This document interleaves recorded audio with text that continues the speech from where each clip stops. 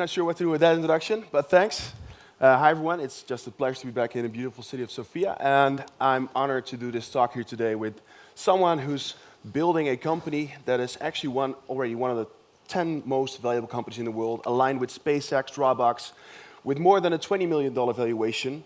And I'll give you a moment to comment on that. But before I introduce you, Jeko, I'll just give for the audience a brief introduction for the purpose of the talk about myself.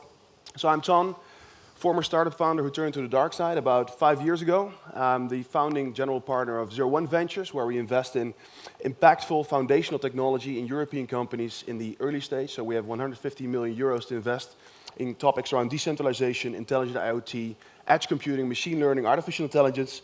So the stuff that has the potential to impact the lives of 1 billion people. And that's actually also what I think WeWork has the potential to do. So without further ado, and please give him a big hand, Jeko Kolev. Jeko, could you introduce yourself to the audience in, let's say, 30 seconds? Sure. My name is Jeko Kolev. Actually, I'm from Sofia, so thank you for hosting me back in my hometown. I haven't been here for 15 years now, working abroad. Currently, Director of Strategic Growth at WeWork for EMEA and Australia. During my career in the company, which has been 3 years now, I have been involved in our geographical expansion and also in our growth in terms of business development, new segments that we tackle. At the time that I joined, we were in less than 10 cities. Currently, we are in 74 cities around the world. And it's not like expanding a platform. Right. You have a physical product that you actually need to build. So I mean, it's been a journey. What are we talking about? What's the total amount of square meters? Do you have any idea? So it's we have under management around 15 million square feet, which is 1.5 million square meters. Wow. I got the impression you wanted to say something when I mentioned the 20 billion plus valuation. So yeah, I mean, I guess it's good to have a high valuation, but it's not something that we are really staring at. You mentioned in the middle of you mentioned some of the companies like SpaceX, and I think that these are all companies, SpaceX, Airbnb, companies with a great mission. Our mission is to bring people together and to help them to make a life, not just a living. Right. And SpaceX, to build on that, SpaceX, they want to bring us to Mars. I'm sure that Elon will achieve in his intent one day. And you will potentially host people there on Mars, right? That's where I was going. So yes, we will get one day to Mars, but we need to learn how to build strong communities and how to be strong together and how to live together. Yeah. So we want to make sure that experiment, the stage 2 of that achievement, will be handled successfully. Right, and we're going to dive into that topic in a second, into the main topic as well. But would you say, what is WeWork? Is WeWork a real estate company or is it a tech company? Probably if you have heard about the company, we have a hard time to answer to that question. And it's not just about real estate and technology. I would say is it a real estate company, a technology company, a hospitality company, an HR company? Just to give you one example, maybe many of you don't know, but currently a large number of enterprise companies are also hosted at WeWork. So initially we were approached by a very large, world-known bank, and they told us, and we were kind of surprised. It was back in the time when we were not really targeting that segment. And clearly such bank, they know everything that they need to know about real estate. Clearly they weren't approaching us as a real estate company, and we asked them, okay, how can we help? And they said, what is happening is that we need to innovate in fintech in order to stay on kind of on top, right, and to have our product as a world quality product. But we are struggling now to attract millennials, and we are struggling to retain them. So our top talent is it's a little bit exposed at the risk. So we tried to build a cool floor in one of our buildings, but it didn't really work. So we realized that we need to come to WeWork and actually work with you and maybe move some of our departments to WeWork, right, and kind of being able to attract again right, this talent. So again, this is not, is it real estate? Not really. So here we are like a community builder, someone who is curating your events or making sure that there is a Monday morning team breakfast in your building. Is it real estate, it's more hospitality. So someone who is building adjustable desks that when you approach them, they know the height that you prefer. Here it's a technology company, so it's a little bit of everything. Let's ask the audience. So how many of the people in the audience actually work at a co-working space? Can I get a show of hands? That is actually remarkably low here still. I mean, that's interesting. That's interesting. Do you think it's are you in Sofia actually? Sorry, are you in Sofia? We are not yet in Sofia. I'm sure that if we were here, the number of people who work in collaborative spaces would have been much higher. So the interesting thing, and I want to dive into the future of work right now. So it turns out, and there's been a lot of research around that co-working spaces have hallmark features like the most fantastic, amazing free drinks all day. They have cool features and design elements. But actually, what I feel, those are actually much more important than their social structures, right? So you talked about community a bit. So how does WeWork enable communities to be built, and how do you impact? So it relates also to the reason why I joined the company. So currently, all of you, I'm sure you're all using social networks. Initially, there was the perception that social networks are bringing us closer together, but then it turns out that now you're in touch with that high school classmate that you haven't seen for 10 years. You're friends on Facebook now, and you won't see each other for another 10 years. Right. So what we are trying to achieve is we have a social platform where every WeWork member is connected, so it's similar to LinkedIn or to Facebook, but we are also bringing people together in our buildings. So it's much easier when you're also together physically to be like, okay, let's catch up in a meeting room, let's meet in a breakout area, let's discuss business ideas. It's easier to find people that share same interests, again, using our events, which are team-oriented very often, or using our social network. And when that person is physically close to you, it's much easier to interact. And of course, we have our community management teams that are making sure that there is this environment and the events that are bringing together people with same interest. Just another thing on that, we recently acquired Meetup, which is a company that brings together people. So you kind of organize events online for people who are passionate by, I don't know, Game of Thrones.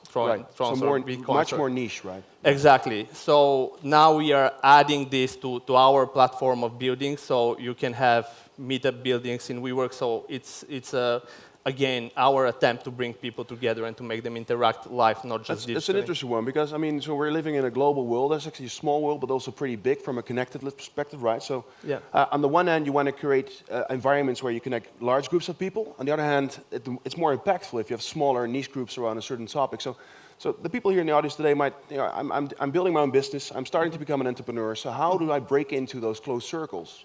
Is that something? So WeWork is actually a great way to do that. Let's assume that you have been passionate all your life about, I don't know, you wanted to do something in fintech, but actually you have been a lawyer your entire life, and you don't really have industry connections. At WeWork, you just need to, get your hot desk, your dedicated desks, or your office, and then you can post on our members network. Hi guys, I'm working on this and that. I have achieved some results. I have hit some milestones, but in order to bring it to the next level, I need this and that expertise. What you see, it's an amazing engagement of people who want to contribute and who want to help you to be successful. Maybe they have done it already. And by the fact that both of you are at WeWork, so it makes the vetting process. Actually, so you become part of a tribe, which makes it easier for you to connect. Exactly. So you feel you're part of the same family. It means that you share certain values in common. It means that there is no risk of some phantomatic company that it's, no one knows where it's based or where you have the people in your physical space. So it's much easier to start working together and interacting with full trust between the parties. So in the next step, if we let's say the next 2 to 3 years, the next step is now we-living, right? So actually next to co-working, you're going to be living next to your office. I mean, on the one hand, that sounds amazing, and on the other hand, I can imagine that people are a little bit scared of that development, right? So what's your take on that? So there is there is a bit of misperception that once you're plugged in WeWork or WeLive, so just to make it clear for the people who don't know, on top of WeWork, which is a network of spaces where people work together and collaborate and have offices, we have also WeLive, which is a network of spaces where people actually have apartments and live in these apartments, and again, they share great shared communities. Right. So it's we give you the opportunity to kind of enter into the community. So, for example, you have this gorgeous shared kitchen with professional equipment, and again, you have social network that is connected to the other floors of the building, so you can post, "Hi guys, I bought products for lasagna, but I'm not great at cooking. Who wants to join me, cook together, and share the lasagna?" Yes. So you can do that, but you can also choose to, whenever you want to, you can have your fully private apartment where you don't need to engage with everyone. You can turn off the social network, and you can be out of it. So yeah, we don't want to overwhelm people with too much. Do you think it's a responsibility of WeWork? Is it a responsibility of the corporations that have a space in WeWork themselves to support employees to get a better work-life relationship or balance? I think it's a responsibility for everyone. That's why we tend to open large enough locations to give an opportunity to have one floor that has a really engaging, loud event where you kind of you can jump in and participate if you are in that mood. Right. And then you have also the floors where we keep them quiet, so if you need to work on a deadline and kind of spend more time in the office, you don't need to sit on your desk, but you can step out, sit comfortably on a couch, get a cup of coffee, and just without doing any community activities, just kind of get your work done. So it's responsibility for everyone to a little bit give the opportunity. So WeWork, the current models, of course, you have your own real estate, and then you build from the ground up, or actually use an existing one. Could you see WeWork, because it's something that's been fascinating me lately. There's a lot of unused real estate. I'm from Amsterdam myself. Apparently, 40% of all the beautiful houses on the canal are actually not occupied. Could you see a model or a future where actually WeWork would use or reuse that type of real estate, basically? So.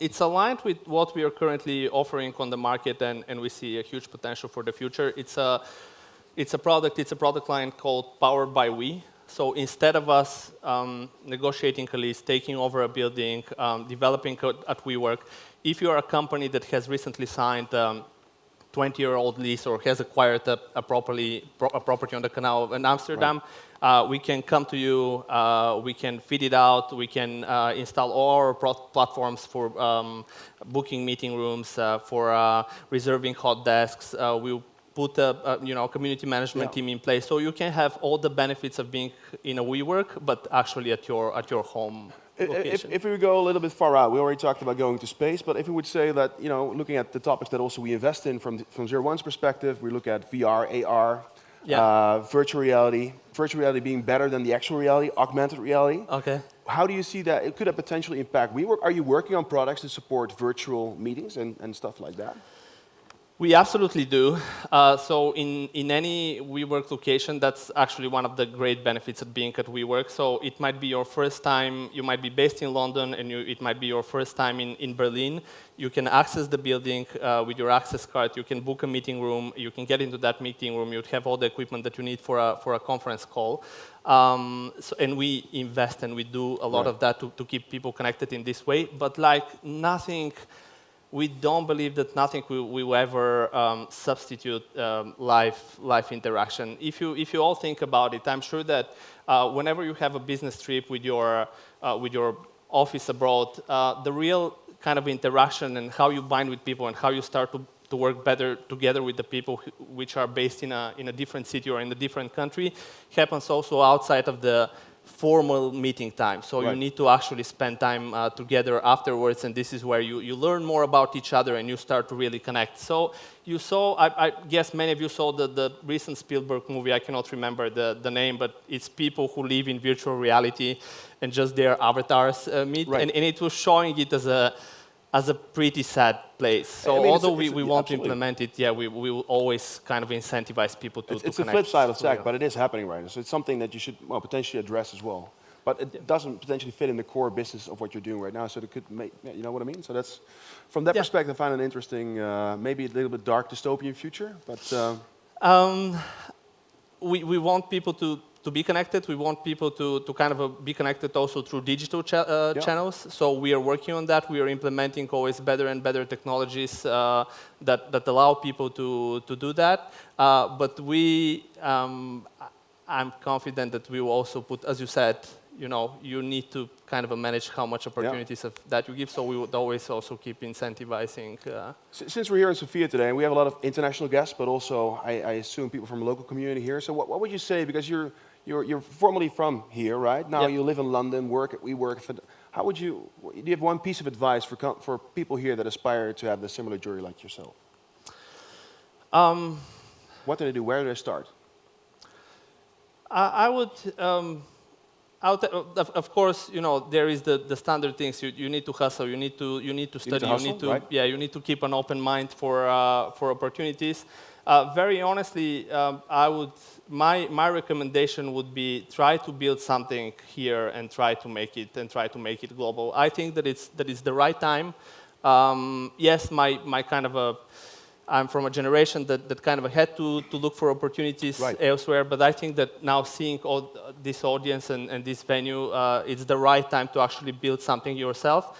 And my advice would be think about the Bulgarian market will not be enough, and this is valid for like 97% of the countries out there. Right. From day one, think of your global strategy and how you expand it, and you'll see that with WeWork around the world, it will be much easier to find partners and to find the right channels to be successful abroad. So my advice would be don't leave, actually try to make a success here. We need to leave it there. I'm going to ask you one final question. Will you be here the entire day, and how do people reach out to you? So my name is on the screen, available on all social networks. Would be glad to get in touch. I'll make sure that approach me, but also I'll try to make sure that I'm following all the LinkedIn and other platforms. So soon when we have one day WeWork also here, we will be able to connect on the WeWork network, but for now, use the traditional channels and you'll be able to reach out to me. I'd love to talk to any of you that thinks that I can Fantastic. So now you know, hustle, keep on hustling, and make sure to reach out to Jeko because he's going to be here the entire day. Give him a big round of applause. Jeko, thank you so much. Thank you. Thank you.